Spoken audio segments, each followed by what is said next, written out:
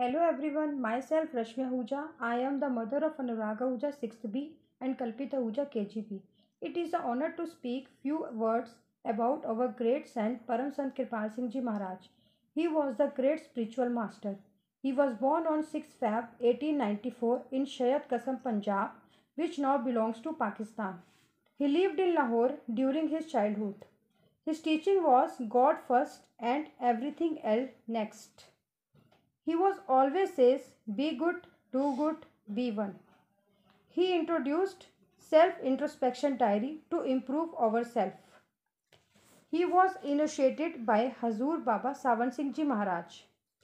He built Sawan Ashram in Delhi and Manav Kendra in Dehradun. He was sit on the meditation from his early childhood when he was only 4 years old.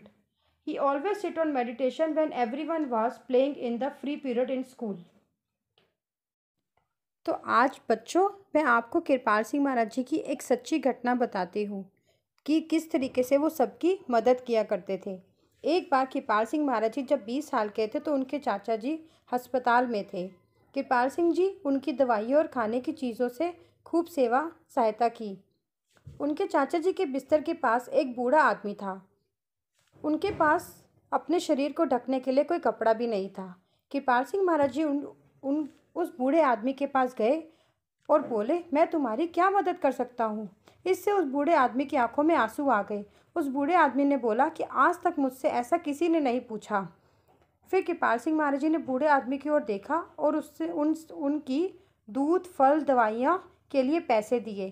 कृपाल सिंह महाराज जी अपना सारा पैसा उनकी सहायता के लिए खर्च कर दिया और स्वयं केवल सूखी डबल रोटी और पानी पे ही जीवित रहे।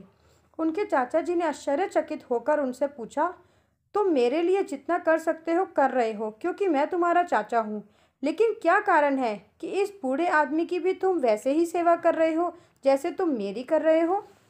उस पर कृपाल सिंह महाराज जी ने कहा, आप दोनों मेरे लिए एक समान हैं। उनका भी मुझ पर उतना ही अधिकार है जितना आपका। वास्तव में मैं पूरी सृष्टि का मुझ पर अधिकार है। उन्होंने अपने चाचा जी को बताया कि मैं सबकी सेवा करने के लिए आया हूँ। तो जिस तरीके से कृपाल सिंह महाराज जी सबकी सेवा किया करते थे, उसी तरीके से हमें भी सेल्फलेस सर्विस करनी चाहिए। तो आओ हम सब मिलकर महाराज जी को बर्थडे विश करते हैं। Happy birthday Maharaj ji, thank you.